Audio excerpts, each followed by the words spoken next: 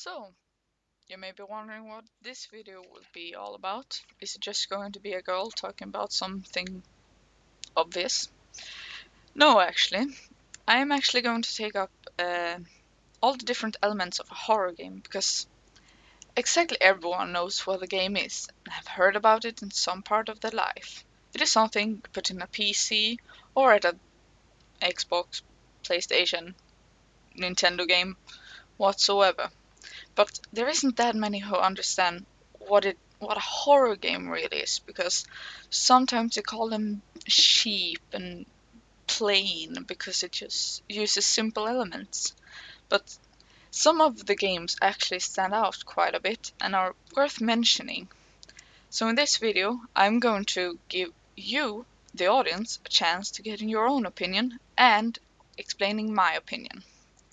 So, history time. What was the real first horror game? It is very widely discussed because people have different opinions. But with a little bit of research, I can figure out that there's a game released for the Magnavox Odyssey called Haunted House. It was released in 1972 and was listed as survival horror. It was very, very complicated. It had to have different kinds of things except for the console, like a board game besides, different cards, and because of the complications, it didn't even sell that well.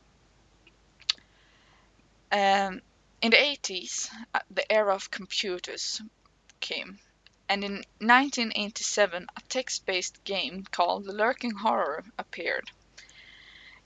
It was, as it sounds, text-based. It has a Lovecraftian theme underlying the whole game.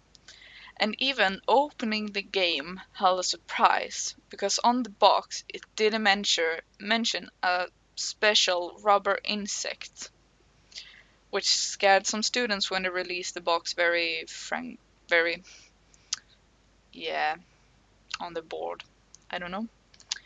The same year, another game was released, The Uninvited. It is not text-based as in Lurking Horror, but it was instead a sort of first-person view with text elements though.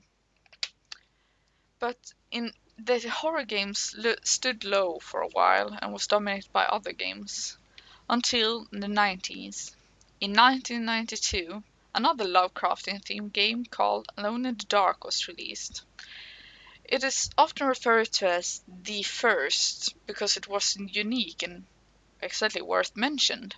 It has different sort of graphics. It was polygonic and did scare people back in the days. In 1995, Phantasmagoria was released for the PC. It contained massive amounts of violence, torture, sexual assault and rape, and due to this it was very controversial and not many got a hold of the game. And the next game, that is also worth mentioning, was released in 1996 for the PS1. It is Resident Evil that many of you must have heard because the movie adaptations, and yeah, there's a lot of games of it. And as today, it is still a very well-known game. So, after this small history lesson, what are the real characteristics for a horror game?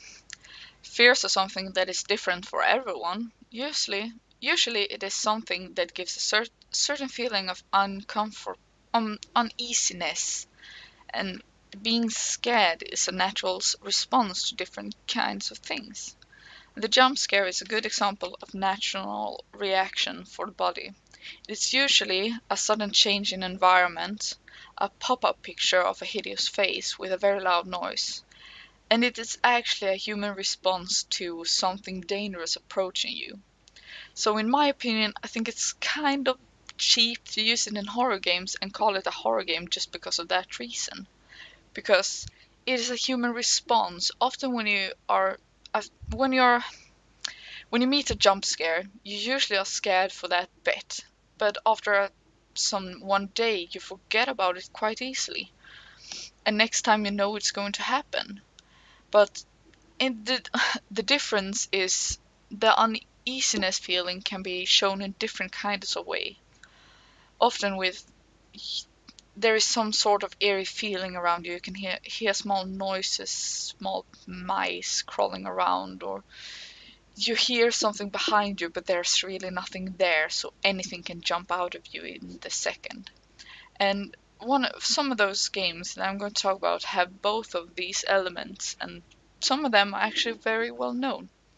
And I'm going to mix up with PC and console games because you have to balance it up because it got different pluses and difference in negative forms too. So